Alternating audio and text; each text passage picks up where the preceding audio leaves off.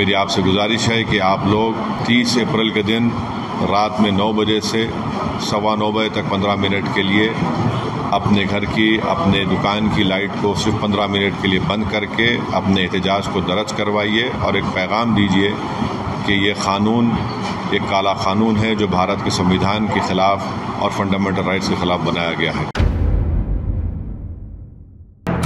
TV10 Bharat, सच की ताकत। दोस्तों, बेशक कई मुद्दे फिलहाल देश में उफान मार रहे हैं, कई मुद्दों पर चर्चा हो रही है। बेशक कई मुद्दे चर्चा का विषय भी बने हुए हैं, सवाल भी उठ रहे हैं, सवाल पूछे भी जा रहे हैं सरकार से।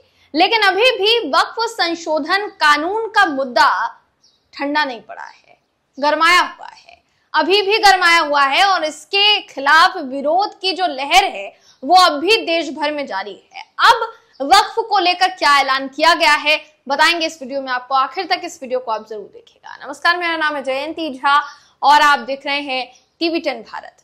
दोस्तों, ये बात चौंकाने वाली है कि इतना समय बीत जाने के बावजूद भी वक्फ पर विरोध जो है वो कम होने का नाम नहीं ले रहा है। लगातार विरोध हो रहा है। इसी सिलसिले में असदुद्दीन ओवैसी ने एक मामले को लेकर दोस्तों इसी पूरे मामले को लेकर जो है एक अपील की है। अब वो अपील क्या है वो मैं आपको बताऊं उससे पहले आपकी स्क्रीन पर इस समय all India Muslim personal law board का ट्वीट आपको दिखा रहे हैं। ये एक्स पर ट्वीट किया गया है जिसमें लिखा है कि वक्फ संशोधन अधिनियम 2025 के विरुद्ध 30 अप्रैल 2025 बुधवार को होने वाले all India Muslim personal law board के 32 गुल विरोध प्रदर्शन के सिलसिले में जरूरी अपील की गई है। अब इस अपील में क्या कहा गया है जरा आपको ये वीडियो दिखा देते हैं, उसके बाद असदुद्दीन ओवैसी ने जो कहा है वो भी आपको बताएंगे। उससे पहले वीडियो देखिए आप। आपको बखूबी मालूम है कि गैर आईनी, गैर दस्तूरी और गैर मुनसिफाना तरमीमी बिल 2025 पास होकर तरमीमी वक्फ तरमीमी एक्ट बन चुका है, जिसके खिलाफ all India Muslim personal law board की हिदायत के मुताबिक पुरअमन एहतजाज का सिलसिला पूरे मुल्क में जारी है। एहतजाज का एक राइज तरीका ये भी है कि थोड़ी देर के लिए बत्ती को बुझा दिया जाए। ये एक अलामत है कि हम जुल्म के खिलाफ हैं, हम बेदार हैं और अपने हक के हसूल की जद्दोजहद के लिए पूरी तरीके से तैयार हैं। बत्ती बुझाना कोई बुज़दिली नहीं है, बल्कि इस बात के आज़्म का इजहार है कि हम आगे बढ़ेंगे और अपनी जद्दोजहद को जारी रखेंगे। इसी के पेश नज़र बत्ती गुल तहरीक का बोर्ड की जानिब से ऐलान किया गया था। लिहाजा आप तमाम मुसलमानों और मुल्क के इंसाफ पसंद शहरियों से गुजारिश है कि आने वाले 30 अप्रैल 2025 बरोज बुध ठीक रात 9 बजे से 9:15 तक अपने मकानों, दुकानों, कारखानों और दीगर तमाम अपनी जाती जगहों की। तो जैसा आपने वीडियो में देखा, साफ साफ ये नजर आ रहा है कि किस तरीके से all India Muslim personal law board के ये जो व्यक्ति हैं ये क्या कह रहे हैं, क्या कुछ कह रहे हैं, क्या ऐलान कर रहे हैं। इसके अलावा आपको इस वक्त स्क्रीन पर न्यूज 24 का ट्वीट भी दिखा रहे हैं। न्यूज 24 के ट्वीट के मुताबिक वक्फ पर असदुद्दीन ओवैसी का बयान जो है वो सामने आया है और उन्होंने सभी लोगों से लाइट बंद करके इस अभियान में हिस्सा लेने की अपील की है। हम आपको असदुद्दीन ओवैसी का जो वीडियो शेयर किया जा रहा है, जो अपील का वीडियो शेयर किया जा रहा है, वो भी आपको दिखा देते हैं। दोस्तों, ये वीडियो भी आप देख लीजिए। आप तमाम की इत्तला के लिए और आप तमाम से एक गुजारिश और रिक्वेस्ट है कि all India Muslim personal law board ने वक्फ अमेंडमेंट बिल 2025 के खिलाफ जो एक पब्लिक प्रोटेस्ट को लॉन्च किया है, उसके एक प्रोग्राम के तहत 30 अप्रैल के दिन शाम में 9 बजे से 9:15 बजे तक 32 गुल का प्रोग्राम है। तो मेरी आप तमाम लोगों से दरमंदाना अपील है कि आप लोग कल अपने घर की लाइट रात में 9 बजे से 9:15 बजे तक बंद रखिए, ताकि हम नरेंद्र मोदी की हुकूमत को एक पैगाम दे सकें कि उन्होंने जो वक्फ अमेंडमेंट कानून बनाया है वो भारत के संविधान और ख़ास तौर से फंडामेंटल राइट्स आर्टिकल 14, 15, 25, 26 का ये वायलेशन है और ये ख़ास तौर से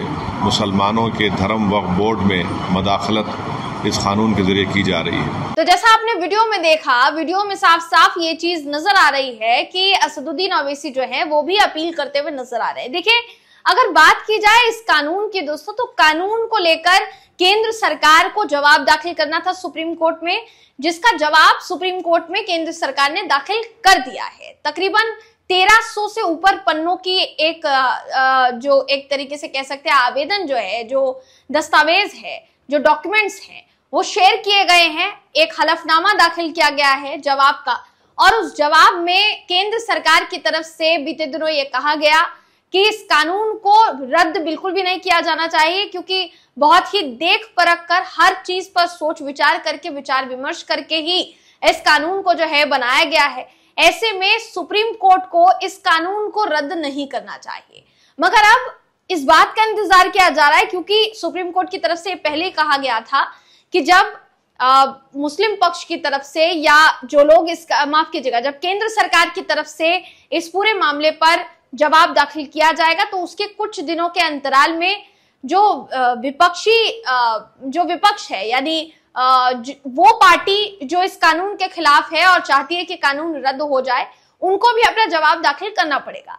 तो वो अपने जवाब में क्या कुछ कहते हैं, अब इस बात का इंतजार किया जा रहा है। देखिए, ये बात किसी से छिपी नहीं है कि इस कानून को लेकर देश भर के अलग अलग राज्यों में किस तरीके से विरोध प्रदर्शन किया गया। खासकर बंगाल की बात कर लीजिए, या बिहार की बात कर लीजिए, या उत्तर प्रदेश की बात कर लीजिए, जगह जगह इस कानून को लेकर जो है विरोध प्रदर्शन देखने को मिला है।